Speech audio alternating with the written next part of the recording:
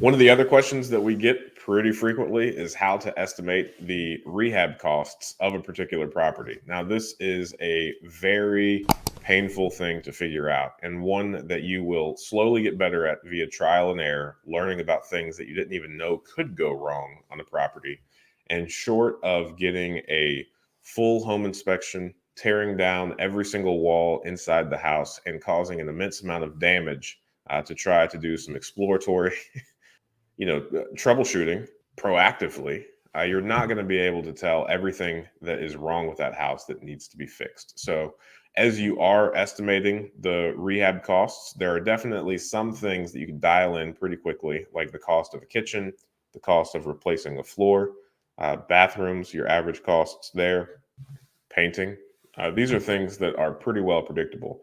However, there's always going to be some things that are unexpected and are subsequently make it very difficult to accurately guess the costs that it's going to rehab. So let's start with the ones that are easy to identify: the painting, the flooring, kitchens, bath. What I would do there is I would, especially if you're new to this, I would contact 3, maybe 4 contractors and get those particular prices on the particular house that you're looking for.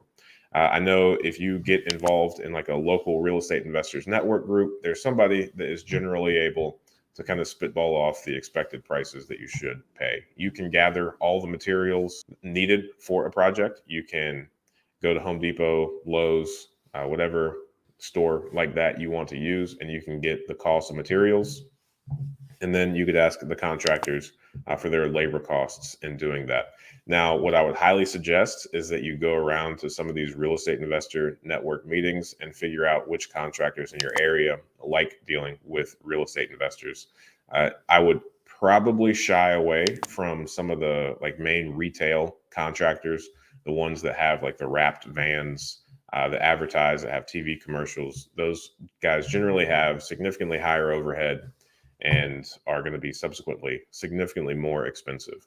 Now, generally, the majority of the contractors that we work with, it's 1, maybe 2 people. They've got a truck, no markings on it, maybe a trailer or 2, and they do no advertising. They don't have any shirts or apparel with their logos on it or anything like that. It's just guys that love working and want to do so without getting caught up too much on the business aspect. So keep that in mind, especially if this is your first project or 2. You're going to want to look for people that fit that latter description, not the retail outlets that are going to charge you a decent amount.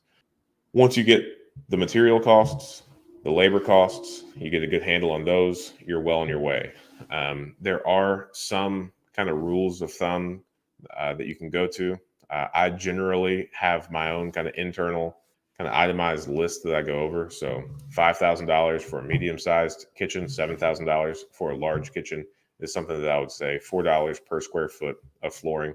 However, that is unique to your local market, and you're going to want to probably interview a bunch of real estate investors and again go through the process of itemizing out the materials and getting labor estimates before you try to formulate or take any kind of shortcut like that to heart. So get used to the process, do that a couple of times, and then come up with something that is probably conservative. And like I said, there's going to be a lot of expenses that you're not going to be able to predict, which you can then add like a cushion on top. So maybe increase your estimated number by about 20% and then use that as a budget.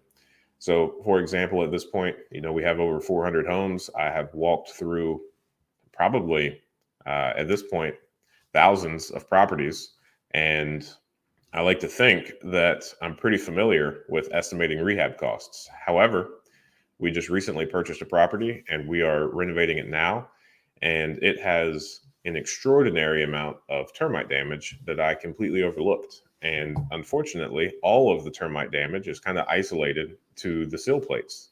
I guess the sill plates were made out of something that these termites really enjoyed. They didn't eat into the joists. They didn't eat into any of the exposed wood that I went through the house and looked at as I regularly would have.